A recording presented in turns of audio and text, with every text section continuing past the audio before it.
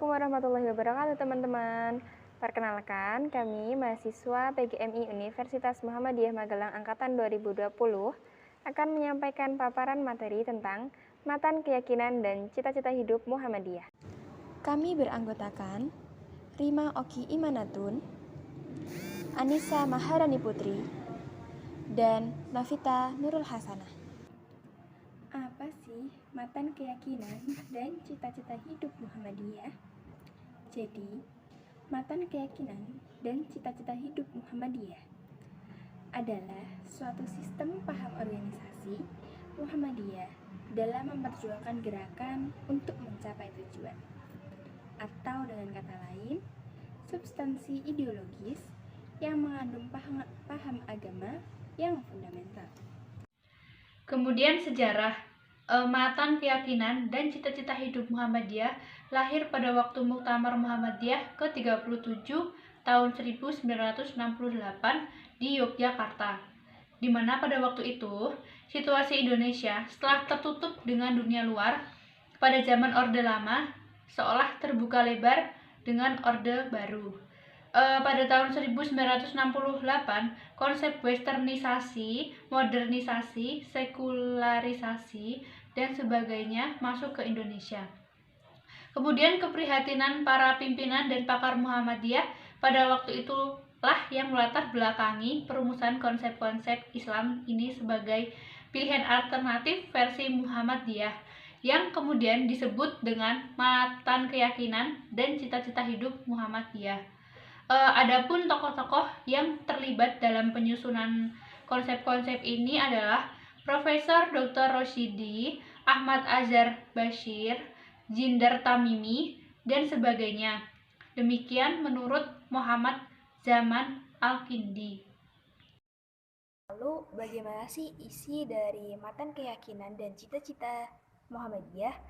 Bahwa perlu kita ketahui, Muhammadiyah adalah gerakan Islam dan dakwah amar ma'ruf nahi mungkar, berakidah Islam dan bersumber pada Al-Quran dan Sunnah, bercita-cita dan bekerja untuk terwujudnya masyarakat utama, adil, makmur, yang diridhoi oleh Allah Subhanahu wa Ta'ala, untuk melaksanakan fungsi dan misi manusia sebagai hamba dan khalifah Allah di muka bumi.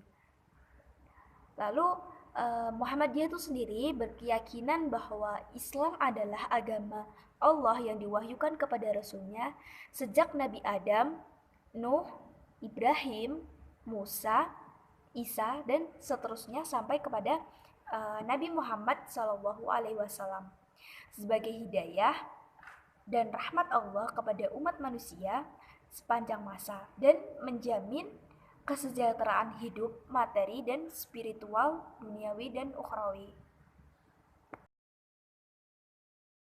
Muhammadiyah bekerja untuk terlaksananya ajaran-ajaran Islam yang meliputi bidang-bidang, yaitu ada akidah, akhlak, ibadah, dan muamalah duniawiyah.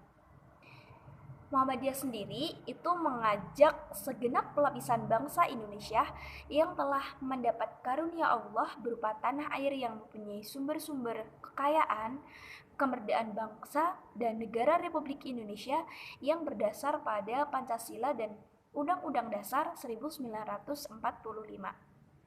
Untuk berusaha bersama-sama mewujudkan suatu negara yang adil, makmur, dan yang pastinya diridhoi oleh Allah Subhanahu wa Ta'ala. Baldatun thayyibatun wa rabbun ghafur.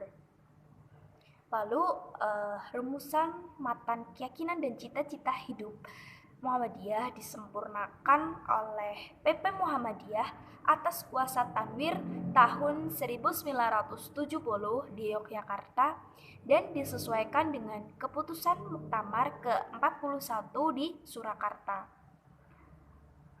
Lalu bagaimana sih isi dari matan keyakinan dan cita-cita hidup Muhammadiyah itu sendiri? Ada terdapat 5 angka di mana mempunyai makna yang berbeda-beda. 5 angka tersebut dibagi menjadi 3 kelompok. Yang pertama pada angka 1 dan 2 yang mengandung pokok-pokok persoalan yang bersifat ideologis. Lalu yang kedua terdapat pada angka 3 dan 4 yang mengandung persoalan mengenai paham agama menurut Muhammadiyah. Lalu untuk yang terakhir, itu terdapat pada angka 5, di mana dalam angka 5 ini mengandung persoalan mengenai fungsi dan misi Muhammadiyah dalam negara Republik Indonesia.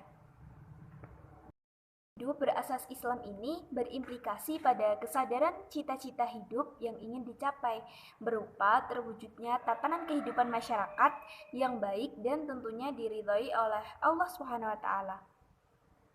Muhammadiyah menyadari kewajibannya berjuang dan mengajak segenap lapisan bangsa melalui jalur kultural untuk mengatur dan membangun tanah air dan negara Republik Indonesia. Bagaimana rumusan matan keyakinan dan cita-cita hidup Muhammadiyah? Jadi, rumusan matan keyakinan dan cita-cita hidup Muhammadiyah terdiri dari 5 angka. Kemudian dari 5 ini dapat dibagi lagi menjadi 3 kelompok. Kelompok yang pertama mengandung pokok-pokok persoalan yang bersifat ideologis, yaitu angka 1 dan 2, yang berbunyi 1. Muhammadiyah adalah gerakan Islam, dakwah amar ma'ruf nahi mungkar dan tajdid, bersumber pada Al-Quran dan As-Sunnah. Kemudian kelompok yang kedua mengandung persoalan mengenai paham agama menurut Muhammadiyah, yaitu angka 3 dan 4, yang berbunyi Muhammadiyah dalam mengamalkan Islam berdasarkan Al-Quran dan As-Sunnah. Selain Al-Quran dan As-Sunnah Rasul, seperti ijma dan qiyas bukan sumber, melainkan hanya ijtihad. Kemudian, kelompok yang ketiga mengandung persoalan mengenai fungsi dan misi Muhammadiyah dalam masyarakat negara Republik Indonesia, yaitu angka 5 yang berbunyi